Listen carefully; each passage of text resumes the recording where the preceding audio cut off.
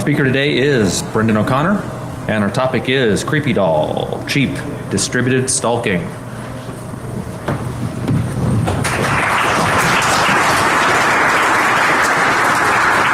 Hi there. And actually, I'll take questions pretty much throughout, other than on the first slide or so. So if you have any questions, just go ahead and yell them out. There are three major takeaways from this talk. The first one is that every single thing we've been working with for the last few years leaks way too much data. Essentially, we've forgotten that privacy, not just security, is supposed to be a goal. In our efforts to make sure everything is hyper secure, make sure there's authentication tokens on everything, we've forgotten that not every user wants every part of their data exposed over the line, which is kind of interesting when we've been also defending ourselves against injection attacks and 1,000 other types of attacks on the servers. We forgot about attacks on our users. The second thing is that it's no longer possible on a technical level to blend into a crowd. Every time you see an action movie, they're stalking the major hero, and they're going, "Oh my God, he just went into the Mall of America. There's 10,000 people there. We'll never find him." That's not a valid assumption anymore, which means, first of all, we're going to have to get a slightly better plot device for our action films. But we're also going to have to adjust assumptions about what privacy in public means, which is something of a problem. And the third major takeaway is that we need actual fundamental level changes all the way down to the protocol level in order to fix this, which, given the way protocols works, means we're all doomed. But it's going to be a fun time in the meantime for basically the people in this room. Everyone else is in trouble. So I'm going to start with a digression, actually, because it's kind of the way I talk. I want to talk very briefly about Weave, or Andrew Auernheimer. The United States government has declared, I'm calling it a flat holy war against legitimate security research. And this has direct implications for everybody in this room. In essence, it's not possible to know with certainty that you can do any request. Indeed, Weave's request was a HTTP request over unencrypted connection with a 200 OK response, and he's serving a 41-month prison sentence. So we no longer have any assurance that we can do any security research in the United States and not be indicted, or indeed any research anywhere in the world, for those of you who are old enough to remember Dmitry Skylorov. This is probably not a good idea. And the thing about Weave is, of course, he's a notorious troll. There's lots of reason to hate him. The thing about criminal law, though, and this is my secondary area, I'm also just finished my second year of law school at the University of Wisconsin, we don't get a second chance. Famously, Mighty Casey got 3 swings to strike out. We get 1 because of the way precedent works.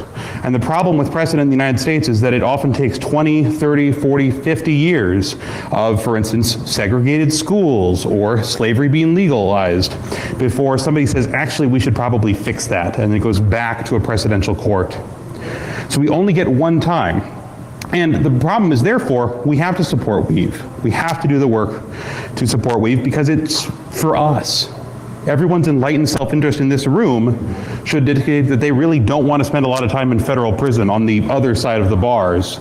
So if you'd like to not do that, I suggest you follow the Andrew Auernheimer controversy. A few of us in this room actually got together and wrote an amicus brief. A bunch of security researchers you've probably heard of. Professor Matt Green from Hopkins, the Sergey Bradis, the patron saint of the Gospel of Weird Machines, Dan Kaminsky, Jericho, Space Rogue, Mudge.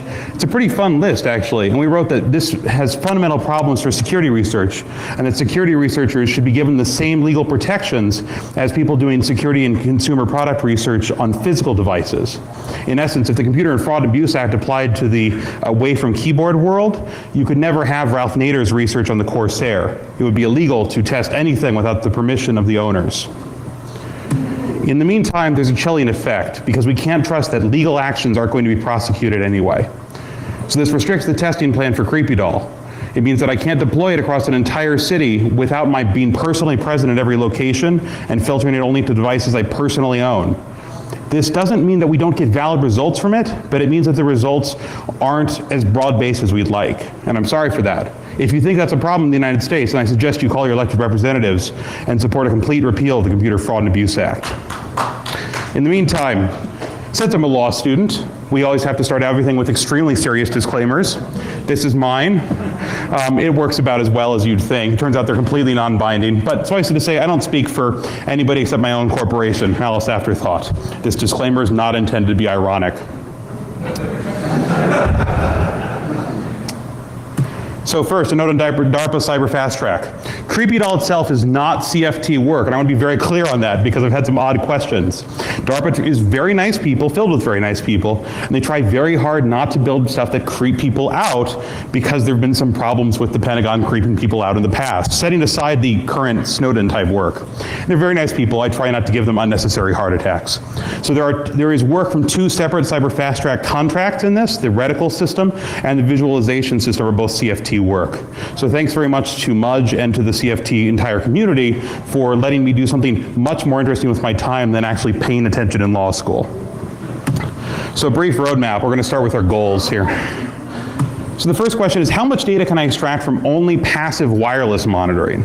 Well, we know it's a whole lot, right? But what if I didn't have any money? Specifically, what if I'm a graduate student, but my work isn't supported by my university because I'm in the wrong program?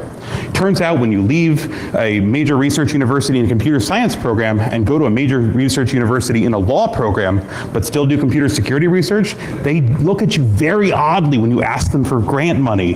They think it's kind of weird. They're like, no, we don't, no, you can't have a grant for that.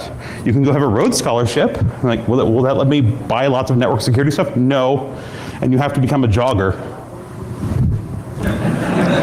Crap. Okay, so we're going to do this for basically pizza money. Admittedly, Madison has some very nice pizza joints, so I've maybe stretched the definition of pizza money a little bit. But the idea is we want to do this entirely passive. And we get actually a pretty good way of doing that, because those of you who know wireless at low levels very well, or at very low levels know quite well that wireless devices leak information all the time. Every few seconds, your wireless device screams out a list of every wireless network it's ever connected to, and its name, its MAC address, which can be changed, but on mobile devices it's actually really hard to do it. On iOS, I've only seen it done through jailbreaking, and if you jailbreak and change your MAC address, it's always broken lots of other applications, kind of randomly. So it becomes basically impossible even for the paranoid to change their MAC addresses. On Android, it's probably somewhat more possible. Most things are on Android, but it's still not the kind of thing in the general purveying of users. So we're going to do wireless sensing, but we're going to do it with not just one network, because one wireless sensor is way old and passé. So for this we use 10, and the idea is we're going to distribute them over a whole area, and we're going to listen to wireless. But our goal isn't to look for wireless traffic, right, or wireless devices. As you can tell from the title of the talk, CreepyDOL, we really actually want to get a lot of creepy data. What we want to do is be able to track people, not just wireless devices. But it turns out that people are strapping tracking devices to themselves. And not just for black hat parties where they won't let you in unless they scan your badge, which is really weird, by the way. Don't do that. But all the time, we've strapped these mobile devices. And then sometimes we sit down in coffee shops and open up still more mobile devices so I can get lots and lots of really good data. So it turns out I can do identity theft. And when I say identity theft for the context of this presentation, I don't mean identity theft like I'm going to steal your social security number, because I don't really care about your social security number. What I care about is the type of data like, who are you? What do you do? What do you do online? Where do you go in person? Do you hang out at a certain place a lot? Do you go any place that might be considered naughty by some of your coworkers? Ultimately, what I want is information about your patterns and your practice as you go throughout your day and throughout your week and throughout your month, because that's what I can use to blackmail you. That ultimately is actual information and actual power, and we can get that incredibly easily because of the flaws we'll talk about for the rest of this presentation. The second goal for this whole project is, can we do large-scale sensor networks without centralized communication? And centralized communication is great, right? We just plonk a big router in the middle of an open field, and then we have like say Zigbee devices that can communicate for miles. We use the really high-powered ones. But then you have a single point of failure. When a rabbit eats all the wires because they're coded in PLA, which apparently tastes yummy in rabbit language, I swear that's actually happened. An entire parking lot full of cars at Denver Airport got taken out in the same exact way. Then we have a centralized point of failure. Also, if we're doing naughty things, then the government has a same centralized point of nuke that from orbit, and then our network goes away. So I'd rather not have centralized communication. So we're going to decentralize communication, both in terms of its command language and in terms of how they're actually talking to each other. And finally, the third goal for this is we want to be able to present a huge amount of data. Some of the test data sets I had were more than 600 gigabytes of packet capture data. So we want to be able to present a massive amount of data in a way that doesn't make people's brains hurt the way that the Prism slides made everybody's brains hurt. I saw more people who will professionally produce your black hat slides. By the way, no, these black hat slides are authentically ugly. I did not have a homegrown artisan uglifier for my black hat slides. But a lot of them were advertising their work by rewriting a CIA slide deck or an NSA slide deck. That's kind of a terrifying thing. So we're going to try and make it, if not exactly beautiful and artisanal, at least something that we can get a grasp on a huge amount of data pretty quickly. This is essentially the difference between systems like the Red Phone project versus systems like Off the Record in ADM or Pigeon, right? It doesn't matter whether ultimately we have incredible technical reliance and technical reliability. It matters that people be able to actually use it. Like, this is why CryptoCat is so cool. So we hope that, especially for the underlying communications technology, what we call reticle for this project, that it's actually relatively easy to use. And I've striven to have the nodes be deployable by anybody. You can teach any random grunt or goon how to deploy these in about 30 seconds. And we'll talk about that slightly later. So now we're going to talk about a little bit of background, because I come from academia and because it's important to cite your elders. So first of all, background is sensor networks. There are incredible stuff from academic sensor networks. There's mobile ad hoc networking, which is the MANET projects. They have incredible sensors. They're very sensitive. They run on picowatts per hour. It's amazing how great you can do if you have massive NSF funding and basically no constraints on time and an unlimited supply of slave labor. I'm sorry, I mean graduate students. And we end up spending $500, $600, $700, $800 per node. So to be clear, they do incredible research, and we can rely on some of this. The idea of, well, what do you do? Can you shut down your processors in order to save some power? But this isn't going to end up looking like an academic sensor network. But I encourage you all to look at the stuff being done by academic sensor networks.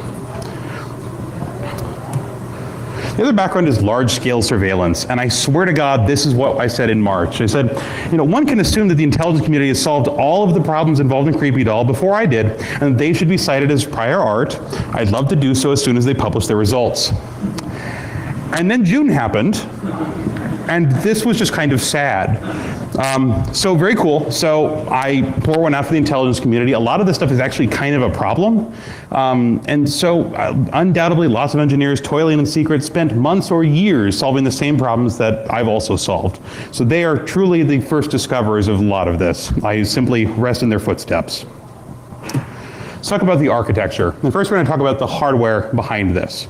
So the hardware behind this is called, for reasons that are not likely to become clear anytime soon, the F-bomb project.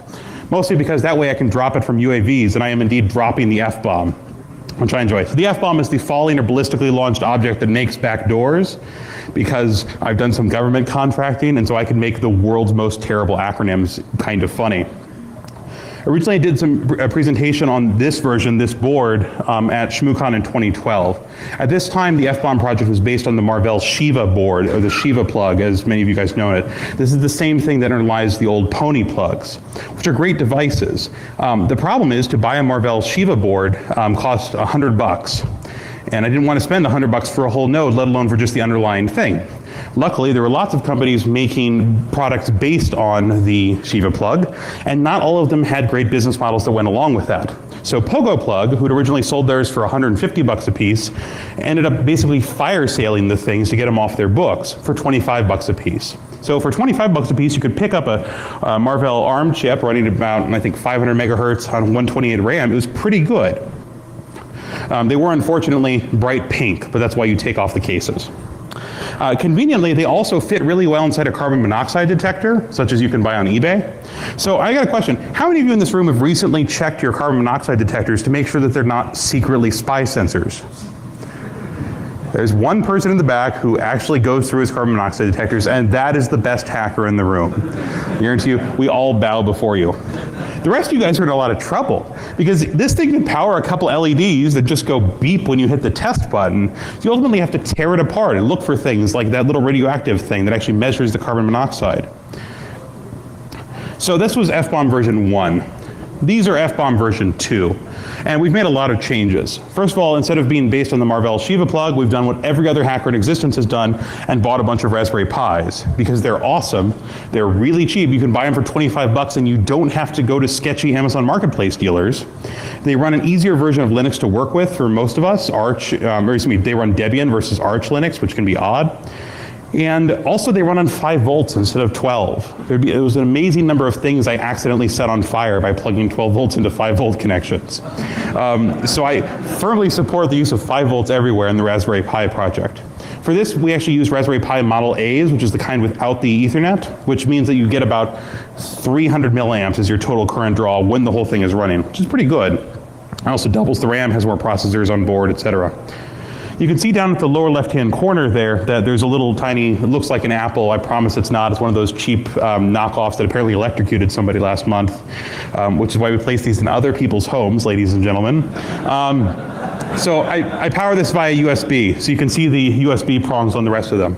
It gives us a lot of flexibility that, again, I didn't have with version 1 of the FBOM. Essentially, we can plug it into any wall outlet, preferably somebody else's wall outlet. We can plug them into USB batteries, we can plug them into Minty Boost, we can plug in anything that gives us 5 volts, which is quite cool. Even though they're USB, they don't take data from it, no matter how hard you try. You can also see there's a couple little cables sticking out of each box. Yeah, that was my bad. I measured wrong when I bought these cases. So this is brought to you by a drill and about half an hour to allow the cables to all turn around. But they're kind of cute little devices, actually.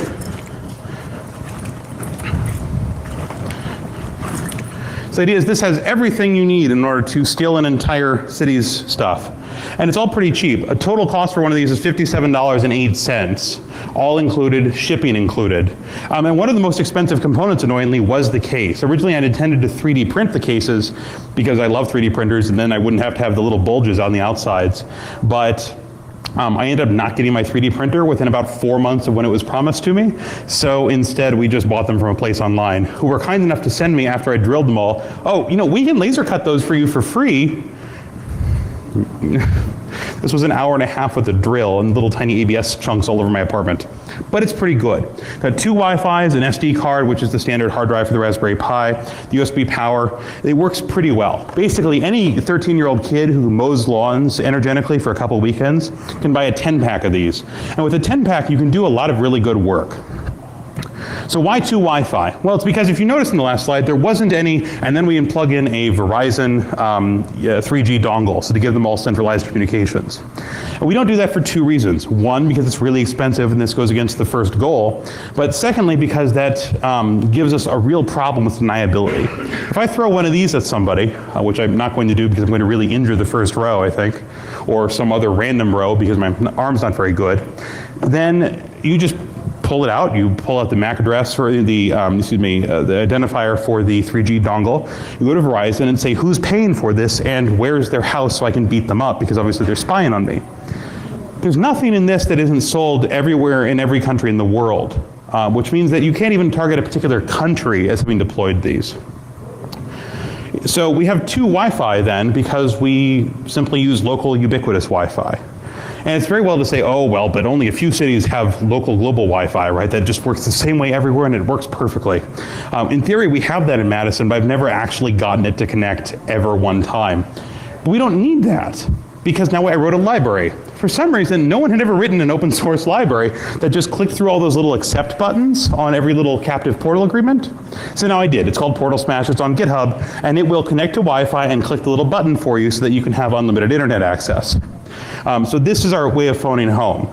So it's important to note, therefore, that this isn't what's traditionally considered a mesh network, where the nodes all connect to each other over their own radios locally. Instead, we're going to have them all phone home over Tor and create deniability that way. So next, the command and control software component. This is the middleware in our kind of layer cake of creepiness. So I completed a DARPA CFT a year ago called Reticle Leaderless Command and Control, and I presented it last summer here in Vegas, but there's been a complete rewrite since then. So let's talk about briefly what's inside it. Every reticle node, and therefore every CreepyDOL node, because this is the communications middleware that makes everything in CreepyDOL work well, runs CouchDB, which is a NoSQL database that works pretty well and has some certain properties I enjoy, plus Nginx, Tor, and a couple custom scripts to make everything keep working. This lets the nodes combine into a peer-to-peer, what I call a contagion network. The idea is that anything that goes into any node goes to every other node immediately, which is the science of contagion as brought to you by H.P. Lovecraft. They talk via Tor, which prevents anybody who has one of these things that suddenly magically showed up in their coffee shop determining where they're actually talking to, determining where the other networks or where the other nodes are.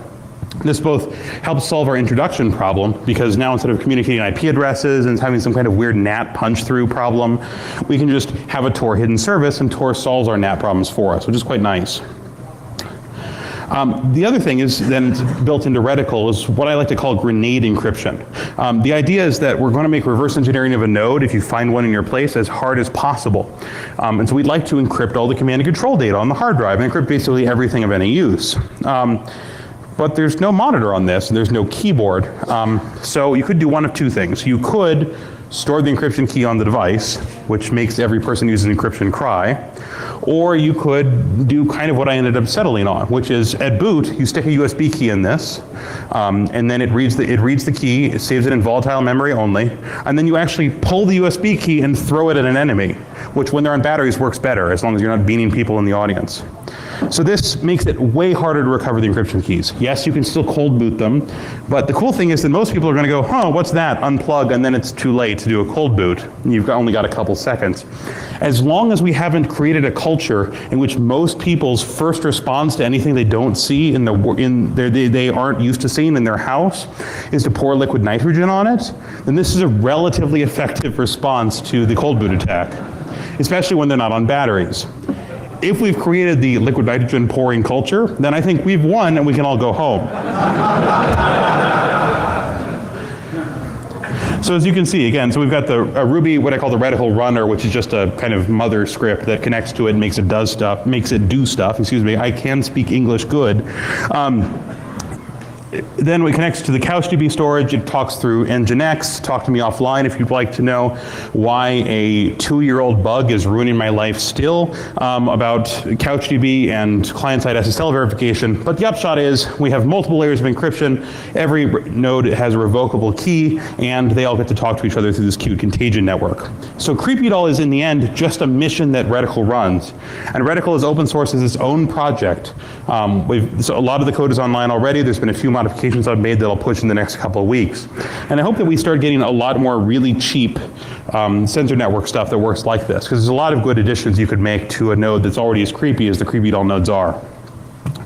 So let's talk now about what CreepyDOL actually is, besides just this thing that runs on this other thing that is kind of confusing. So the design of CreepyDOL, first, is that we're going to have distributed querying for distributed data. We're not bringing our own bandwidth, as I already talked about. We're stealing other people's bandwidth. Very nice people with coffee shops that have accept buttons. But since we're not bringing our own bandwidth, it's tacky to capture everything in a whole area and then ship the whole PCAP home. We're going to overload Tor, which makes Tor developers sad. We're going to overload the coffee shop, which makes everybody drinking coffee sad. So instead, we're going to filter out the PCAPs and do pretty much all the actual intelligence gathering on the nodes themselves, which we can get away with because unlike academic sensor nodes, we're just using Raspberry Pis that have a good little bit of horsepower. So we're going to digest all of the queries pretty much on the endpoints and only send home what we really, really need in order to do higher level queries. So anything that we can run on the nodes, we're going to run on the nodes. And the only thing we don't do is we don't process multi-node data. That is queries that take advantage of a whole bunch of different pings over time. Because even though every node has access to all the data, in order to do that kind of query, they need to use a lot of storage space, and they don't have very much storage space. We only put little 8 gig chips in them. So instead we do the multi-node queries on the back end, and we'll talk about that in a minute. So the centralized query for high-level questions. So we don't answer questions like, well, where does he go 3 or 4 days a week looking for coffee on one node? Well, unless it really is exactly the same place. And even then, we try to pull the data off the nodes as quickly as possible. So we did these kind of higher level data mining queries, like he showed up for coffee at 8 a.m. on Monday. Showed up at coffee for 8 a.m. on Tuesday. I wonder, Wednesday, Thursday, Friday, Monday, Tuesday, Wednesday, Thursday, Friday. I think he goes there for coffee every day, right? We're not even talking high-level artificial intelligence, but we can do that as long as we don't need to run it on one of these endpoints. So we run these on a centralized system. What we essentially do is we have a data sync node that looks to everybody else like just another reticle device. And indeed, it can be just another reticle device. And it pulls the data out of the CouchDB and replicates the delete command back across everybody else's database. This allows them to continue grabbing sensor data, and as long as it gets pushed to someone else in the contagion network every now and then, we get all the data at home, and we don't have to worry about any nasty, hard computation on a Raspberry Pi, which can take a really long time. So this is our data query methodology. It's called NOM, as in we NOM all of your data. And so NOM stands for three things: nosiness, observation, and mining. So observation is probably the easiest one to explain. The idea is we're going to be searching packet capture data, or packet captures for intelligence level data, right? That is, we want to know your name, not just you transmitted a packet over TCP at this point in the day. In order to do that, we could go one of two ways. Option one, which would be hard, and you're going to see we didn't do the hard things because we didn't need to, would be have an artificially intelligent matrix that looks at all packet captures, looks for strings that look a lot like email addresses, and then parses them out. We didn't do that for two reasons. One, because it didn't do very well in AI. And two, and really more importantly, is because you'd end up with a lot of data you really wouldn't know what it was. Was that an email address they typed in? Was it them viewing a list of email addresses? It wouldn't give us data that we could tie back to a device. It would give us data that we'd tie kind of to a cloud around a person, which lets us stalk their third cousin twice removed sometimes instead of the person we're actually trying to stalk. So that's not very helpful. So instead we have application-specific observation filters. This works very, very simply. I know that on a certain dating website, for instance, at a certain point in the HTML that is always transmitted, one part is, here's the authentication cookie, because most data websites haven't heard about Firesheep yet. Then, assuming I don't want to just download all their dating website data, which turns out to be really boring for most people, not that I've done that, then we can look at it and say, okay, here is where in every packet capture from the same dating website, their profile picture is. Now we've got heads moving around a map, which is kind of a cool trick, right? So now we have to do that, one for dating website A, one's for data website B, and so on, right? But then these are tiny little scripts, just take a couple minutes each to write, instead of huge natural language processing or other kind of artificially intelligent mechanisms that take months or years and almost infinite amounts of storage and memory to run. So this is one part. This is the observation queries. Then we have N queries, nosy queries. These take data garnered from the observation queries and submit it to a bunch of other things. So for instance, one good example is most websites have a forgot password feature, and most of those websites still haven't heard that it's a bad security idea to respond differently if I know your email address and therefore your account versus if I don't. They should just say, if you had an account here, we've emailed you. But instead they say either, I've never heard of that email address, what are you talking about? Or they say, yes, we've heard of you and we've sent it home. So there's these great services online which you can send an email address to, and they'll say, hey, here's your 300 or 400 accounts on the internet that all use that same email address, which is great because then we can outsource the creepy to everybody else. Finally, we have mining queries, and these are the kind of pain in the butt ones. Mining are a little bit more artificially intelligent. They do things like, for instance, pattern and practice information. He always goes for coffee every day at 8 o'clock in the morning, or if it's me, 3 o'clock in the afternoon, because 8 o'clock is a terrible time and no one should ever see it. But they can also do queries like, hey, I see this node walking around a lot. It moves back and forth, it goes hither, it goes yon. But then there's another node that I don't see very often. But if I see it, it's always in the same place as this node. And it's always when this other node isn't moving very much. It'll walk into a place, it'll stop moving, and then this other node will show up, and then it'll go back down again, right? The node will drop off, and then this node will move again. What is that, boys and girls? That is the person's laptop.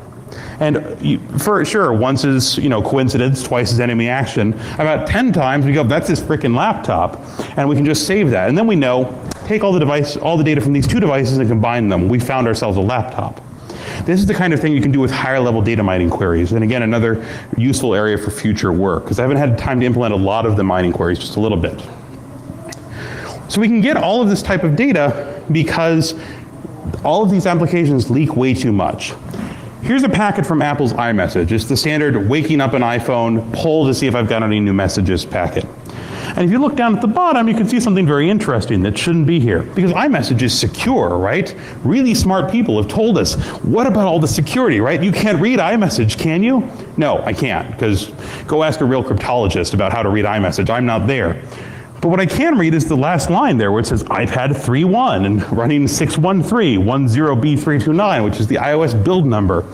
So now I know that whoever this person is, they're carrying an iPad. It's an iPad third generation, and it's running 613. So immediately I know if it's an older version, I can exploit it. And I know what to look for if I'm going to mug them, which is quite nice. There's no reason to transmit this data. If Apple needs to know it, which I don't know why Apple would need to know it, but let's just assume that Apple does need to know it. Why is that in the user agent, which is not protected by TLS, instead of somewhere inside the TLS envelope? This is what I meant before. We're leaking too much data for just random reasons, essentially. There's a lot of online consumer shopping applications that I'm not going to name, but they're not the one you're thinking of. There's a lot of other smaller ones that people richer than me shop from. And they leak everything. They leak, again, you know, what version of iOS you're running, what version of the application you're running. Some of them leak your location, all in this user agent header. And these are not like location-based shopping mechanisms, right? These are national or international brands. There's no good reason to put this in an unsecured thing, because what this does is it makes everyone in the area know more and more about this person. So the idea is, again, even with secure websites, we can see a lot. Even with the most highly secured websites, let's say Dropbox, right, which has some problems, but let's assume for the minute that Dropbox was a paragon of security and never had any password reset vulnerabilities. We can still see that a user's talking to Dropbox. If we've gotten their email address from something else, now we know, well, I've got their email address. If they've got a forgot password recovery that, like the Apple one, allows me to guess a couple other things I've probably stolen from an online dating profile, like the name of their third cat, then, I've got an account. So we get all of this data for free because no one's been bothered to secure it. It's been, for some reason, not inculcated in our culture to remember that the user is also under attack all the time, not just us. So this is the overall architecture, and the text is a little bit small. But on the left, you can see 5 example CreepyDOL nodes. They all talk to each other. They drop data into a sync node, which is just another CreepyDOL node. The only difference is the sync node is programmed to delete data off of the network. The sync node throws it into 2 different types of data storage, one called Shark, which is a all-in-memory replacement for Apache Hive, part of the Hadoop project, which mostly lets me run Hadoop-type queries really, really fast, and drops it into another instance of CouchDB, which lets me run other types of queries really, really fast. Then we talked to the visualization layer. Remember when we were going to do nice user things, we weren't going to have Brendan talk for an hour on end about all the stuff on his slides? Yes, we're going to have the visualization layer too. And so that's just going to talk to those last data providers. Finally, we talked to an OpenStreetMaps provider such as CloudMade so we can get maps. Because at the end of the day, we want to see people running around the room for our entertainment. The visualization comes from a second DARPA CFT contract that's also called NOM for reasons that I'm not going to go into right now. And I use the Unity game engine. How many of you guys have ever programmed with the game engine before? Like 5 or 6, right? They're really cool though, because there are millions of mythical man months and mythical woman months that go into developing these things by people who really know games. And for those of you guys who've tried to do visualization before and rolled your own engine or just used processing, which is what I usually do, it's so nice to be able to just say, throw in 10,000 nodes, and it'll just pretty much work. As a side note, so most of Unity is written in C#, and you can write in C#, or you can write in JavaScript. In the next time I do something like this, I'll just learn C#, because writing JavaScript that's actually ECMAScript.net, that's then upgraded with a bunch of other Unity-specific functions that's then compiled into the .NET Common Language runtime and then interpreted at runtime on an iPad by Mono is the most unbelievably complicated set of compiler hell ever. You never thought you had JavaScript debugging problems until this. It's amazing. But it actually works really well once you've gotten your code debugged. And it works so well because it's a real consumer-facing game engine that probably runs hundreds of things you guys all have on your Apple or Android devices. So I can run it on iPad, I can run it on Mac, I can run it on Windows, Linux, Android, Xbox 360, Wii. Maybe I could be creepy with a Wii. That sounds wrong. Let's just move along. So the idea of part of this is also, we're not going to do the traditional problem of run all the computation locally and do the visualization there. For two reasons. One, we have a larger scale problem. If you have 600 gigabytes of RAM on your local computer, I would like to make you my friend. But I do not, so I can't run this level of data visualization on my own computer. So we're going to outsource it. We're going to actually outsource it to the cloud, and we'll talk about that a little later. But we can outsource it pretty much anywhere, even just to a virtual machine, and then run the visualization locally on something with not a lot of RAM. So if you can run a Unity game, which means if you've got a computer in the last 10 years, or a mobile device in the last 3, you can run the non-visualization system. So what does this actually look like? Well, we've got a demo video, because I didn't want to taunt the demo gods by actually doing this quite live, but I recorded it just yesterday, so it's pretty good. But first, we're going to talk back about test parameters. Remember Weave? So to prevent badness and sadness and being on the very pointy end of a government investigation, we only looked at our own data. Let's all say together, we only look at our own data, because otherwise there are federal prosecutors with very small senses of humor. So no part of this ever collected data from any random stranger. As I mentioned, that sucks, right? Because like it's way more fun. And it's probably legal. Most courts have said that Wi-Fi sniffing is legal. And you go ahead and get on stage and talk about how much you sniff from all the people of Madison. How dare you? So this doesn't prevent us testing scaling, because we can just either generate more data or switch our own MAC address randomly or a few other things like that. It doesn't prevent us testing the accuracy. All it does is it means that we only have one person to stalk, me. So I'm going to put all my personal information up on a stage in about 20 seconds. So I hope you all feel the pain of me not simply taking the identities of every person in Madison who probably wouldn't even notice. So this is what it looks like. Powered by Unity, because may as well give them a plug. I'm sure they'll love that PR. It's a simple grid. I designed it to look more or less like StarCraft, right? It's a real-time strategy game, except instead of alien troops, we have people. We have the people pop up, and quickly we get from OpenStreetMaps the map. We can zoom in, we can zoom out, which is quite nice. The little black dot in the middle is just so I can see where the camera is pointing, because again, not a professional games developer. We can do box zooms, which means we can have them redrawn across the whole area and zoom in on the map, which will load now, to see where they are. You can hover over them to look at MAC addresses, which is kind of cool because we have time and we have MAC addresses, or we can click on them and see everything about them forever, because all of these application filters just dump it into the visualization. So you can see that my real name is Brendan O'Connor, which if you didn't see it on the deck outside, that's what it is. My email address, you can see which feed reader I'm using, although I've covered it to protect the guilty. You can see that I use a dating website. Not anymore, for those of you who've met my girlfriend, but I took my old profile, I promise. And I pulled my photo out of it in real time. I also pulled the completely unsecured Forecast.io GPS trace. I pulled the completely unsecured, for no reason, Apple iMessage stuff. So you know an awful lot about me immediately. And now you know, if you know where that place is, where I was, what I was doing at that time. And you can play it forward and see, well, then where did he go next? And you can see some of the other dots that were me wandering around the middle of Madison with my own nodes, only tracking myself, right? And so then we start to get the pattern and practice information. Immediately, you can have a human look at that and go, well, I know what that is. He was in that Peace Park. That must be where all those hippies in the drum circle hang out, which is true, because it's Madison. But so is every place else, because it's Madison. But immediately, imagine that there's an adult store on some part of that block. There's not, but imagine that that third dot from the right there was. Now you have something you can start to use against people. Probably not in Madison, but if you come to Vegas and go to the wrong place, maybe this becomes of more interest to your employer. Or maybe this becomes of more interest to someone else's employer, about someone else. Because ultimately, this is what information is. Information is power. And this is provided information. And so when it pops up on screen, I want you all to think that that's your weirdly silhouetted profile out of an old dating website profile. And remember what a bad idea it would be if this was happening to all of you in real time. Because it probably is. If I can do this, any of you can. So where do we go from here? Well, we can talk about scaling. Sharding the contagion networks is the easiest way to scale up the reticle project, to go from 10 or 20 nodes to 100 or 1,000, just cutting them into smaller pieces. And sharding actually works really well. You just have a contagion over a single area. You can actually shard them regardless of geographic area, so you could kind of intermix which nodes were in which shard in which geographical area. It doesn't hurt, because remember, your replication is the other nodes in the shard, and they don't need to be geographically close to each other. Then all the different shards have their own data sinks. They all drop it into the same large CouchDB, and it's perfectly fine. We can actually also scale the back end too, the same large CouchDB.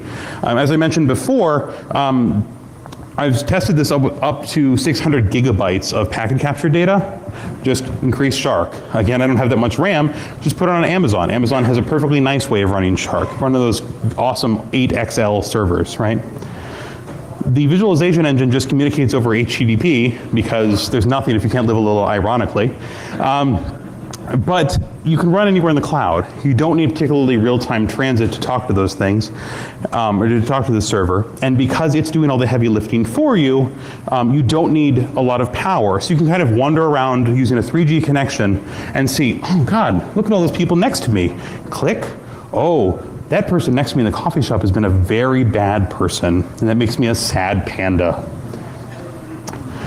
Finally, with scaling limits of visualization. So I just showed you 10 or 20 nodes, right? Because again, it's only me. I've tested this to a couple thousand. After a couple thousand, the visualization gets a little angry because ordinarily I'm told games developers have something called common sense about how much their computer can hold. But the cool thing is, again, there are really smart graphics people who figured out how to do this next. And so we can do standard techniques out of video games, such as, first of all, grouping, which I'm actually already doing. You saw the black nodes versus the white, and the black nodes were actually groups of data, so that if they're essentially on top of each other, they just make them one node where you can click. But we can also do things like a limited field of view and a limited range of view, so that you could, since you couldn't see anything 20 miles in the distance anyway, if you were in a first-person shooter, we don't draw things 20 miles away from your screen. This is all pretty standard stuff. It's the obvious next place to go. We can also do cool enhancements. So there are talks for a lot of the rest of this weekend about how much fun it is to use a $20 software-defined radio instead of the old $1,500 software-defined radios to spy on everyone around you. I will leave it to the reader's imagination exactly what you could do if you could listen to any frequency above 50 megahertz and up to about 2 gigahertz for an arbitrarily large period of time. I will tell you that a Raspberry Pi can actually process the data from an RTL SDR, which means that you can do the same kind of observation level filter in real time on a Raspberry Pi. And again, if we're only saving results into the database, then it all works quite well. Obviously, you could break into your local Wi-Fi. I didn't. There's plenty of Wi-Fi. There's no point in breaking into my local Wi-Fi. Just click the accept button. But it's very, very easy to add something like Reaver or other standard types of attacks to break into your local wireless network and then use that to make sure you've got wireless everywhere. And finally, you could add things like something like the Jassiger project using the Wi-Fi Pineapple to great effect to make sure that wireless devices connect to you. Because this is the cool thing. We get data from all of those wireless nodes in the map, whether or not they're connected. Most of those nodes that I showed you on the map a few minutes ago didn't actually sit down and connect to a wireless network at that point. They kept walking, they kept moving, but I heard them beaconing. And because everything is conveniently stored with a primary and relatively unique key for our NoSQL database, we can just correlate it all. With Jassiger, we can force them to connect to us, which is great if you're actually going to start, stealing credit cards and doing SSL strip and all that. So depending on what you want to do and how criminal you really want to be, you can go ahead and add that to this in about 3 clicks. It's not a big deal. So how do we mitigate this? Well, the problem is this is a multi-level problem. Wi-Fi down at the lowest level, right, IEEE 802.11 plus subsequent extensions, tells us that we should constantly ping and send our MAC address in our list of networks. Well, that's a bad idea, because then I've got personnel tracking, and if I just find out your MAC address, I can track you around the city. At the middle level, we've got a bad idea too, which is that iOS doesn't have any way that a user can force a VPN to connect to Wi-Fi, or like connection to Wi-Fi before any packets go through. A lot of laptops have that functionality. There's no way to do it on iOS. I'm not sure there's a way to do it on Android, but I don't use it, so I can't swear to that. So the OS is also to blame, right? Because there's no way to shield our data. If it was only GPS tracking and MAC addresses, that would be really bad, but it wouldn't be quite as bad as when we've got a photo moving around the map. And finally, the app level is to blame, right? Why are apps transmitting this much data? There's no excuse for this, right? We don't need this much data. A random high-end shopping app does not need to know my exact 5 digits of precision GPS-style location every single time I decide to buy an expensive pair of high heels, right? Probably should have said that either. But we've gotten addicted to this big data, right? And there are people in every room in this conference who are going to tell you how awesome big data is. And you're right, big data is awesome if I want to steal your identity. It's less awesome if you're a consumer. We should demand better, and we should be doing better at every one of these levels. The problem is, it's going to end up a lot like the 90s virus problem, right? Where, the app developer says, well, the user shouldn't use me in an unsecured place. And the OS developer says, well, you don't really need to connect to VPN. You shouldn't be doing anything bad. Even though the first time you connect to Wi-Fi, it automatically sends your iMessage updates, your Dropbox updates, every push message in the world before you have a chance to click the VPN button. And the IEEE is going to go, hey, we don't do security. Look at web. We're terrible with security, so why should we care at all? The problem is it's everyone's problems, just like it was when every user in the world was getting viruses every 30 days because the OS was broken and the users were broken. We have to fix every layer. So it's the status quo, right? We're the status quo, we're just going to be doomed. Unfortunately, the status is not quo. This is not an acceptable behavior. We cannot, as users and as developers and as hackers, tolerate this level of privacy leakage. We should be doing better, and as developers, we have a responsibility to do better. So I want to talk for one more second, my second digression here, but it's just one slide, about our responsibility, right? Because we have a problem. There's been a lot of blow-ups in the last year, pretty spectacularly at ShmooCon 2013, that academics and developers and hackers just kind of hate each other, because one says that we're not rigorous enough, and we say you don't do anything but cite prior work, and we all just get into a loud screaming match, and then we start yelling at DARPA program managers off the stage, which was kind of terrifying. So there needs to be some kind of way that we can figure out what our responsibility is. We can figure out what the best practices are. Because the problem is, for every project like CreepyDOL, for every project you've heard here, we have an awful lot of time spent reinventing the same thing, right? Whether that's figuring out again how Kaminsky injected Len Sassaman's face into the Bitcoin stream, but it didn't really get published, or figuring out how exactly the SSL strip attacks, but it wasn't published very easily, or just the fact that a lot of times a lot of the best work is in 2 or 3 tweets. Heck, there's a whole crypto library they just published in 2 or 3 tweets. And we end up with a situation where we spend most of our time wandering around reinventing the same wheel, failing in essence in the same way. I don't have time to go into the whole project. The idea is that HARC will be an archive, the same way as the physics archive project, to collect hacker work of all types and keep it published, keep it permanent, and keep it citable.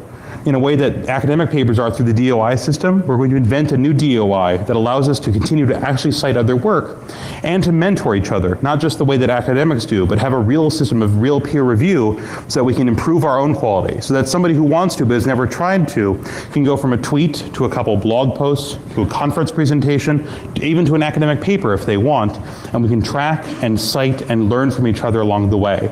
The HARC project is to help us fail better, and it's available at theharc.net. Please come support us.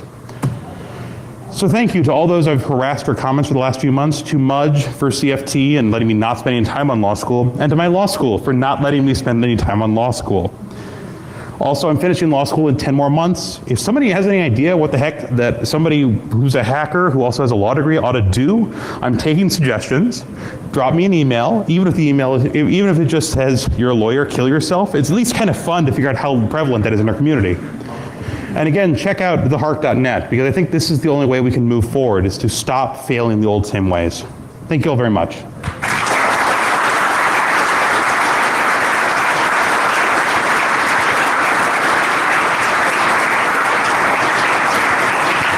So I think I've got a couple minutes for questions. I've got 11 minutes? Cool.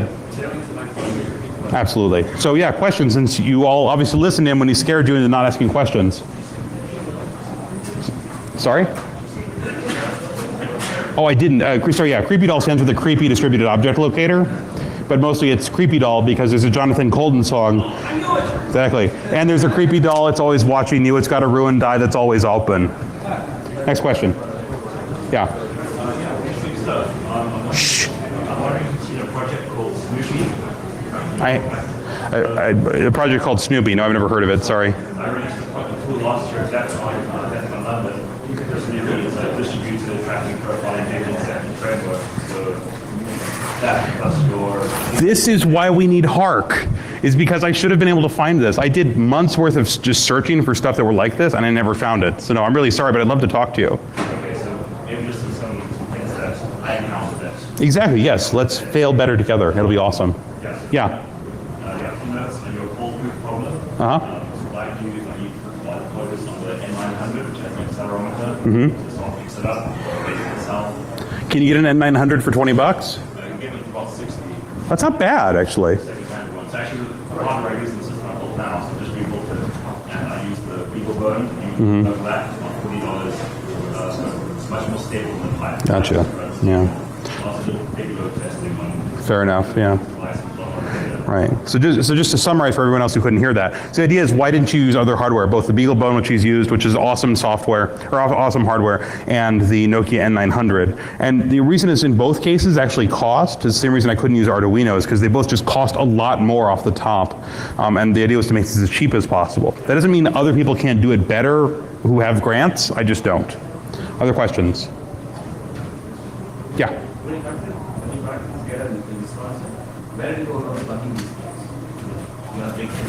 I don't plug them in because that would be wrong. No, you plug them in Starbucks or cafes or just random stores. Go in, don't wear a tie, that just creeps people out, but look like a very fresh-faced, clean-cut young student. Says, I'm running a sensor network project and I need to do some environmental sampling. We'll use this data only anonymously. Would you be willing to help us out by letting me place this here for a week? And just say it like that and give that little smile and just seem so cute and young and innocent, and I should probably cut my hair. And then they'll let you do kind of anything you want. It's pretty awesome, actually. So that's why you can drop them. The thing about coffee shops is you can drop pretty much anything under a coffee shop table and plug it in, especially if it's in a carbon monoxide detector case, and no one will touch it. The employees won't know that another employee didn't place it. Everyone else will be scared to touch it, to unplug even their laptop, and you'll probably get it for 3 or 4 months before somebody just throws it away because the hot glue fell off. Other questions? Anything else? Nothing? All too terrified? Just think I'm kind of boring? Yeah.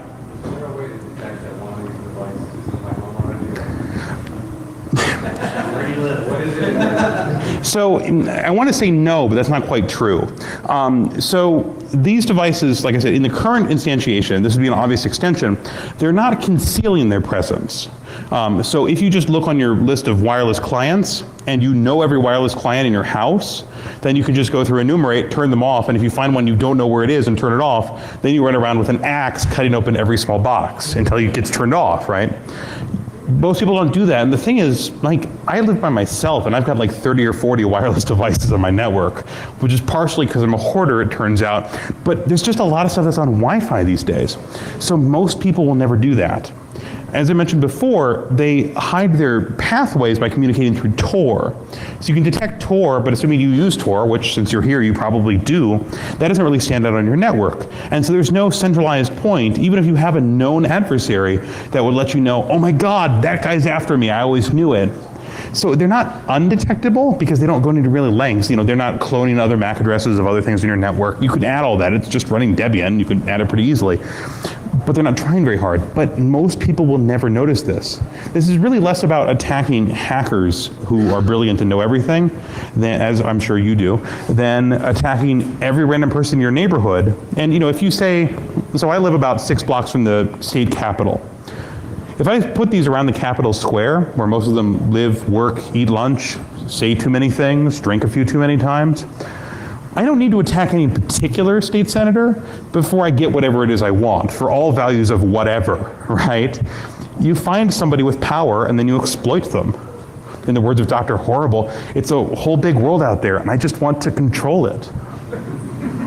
Anything else? Yeah. Sorry, I missed why you have 2 Wi-Fi chips in each one. The idea is, so one is to sniff and one is to phone home. So one sniffs the other one. Phones home. And then of course you program the sniffer not to listen to the one that's phoning home, otherwise you end up in a circle, which isn't impossible, it's just a pain and you end up filling up your hard drive. Yeah. You can have it in monitor mode without connected to an AP. I never got that to work very efficiently. And I'm paying $6 for a Wi-Fi network and they're a Wi-Fi device and they're this big. So they only stick about 1 centimeter out of my little tiny USB hub. So I don't care. It's a good adaptation. You can make it more subtle. Other people? Nothing? Okay, thanks very much.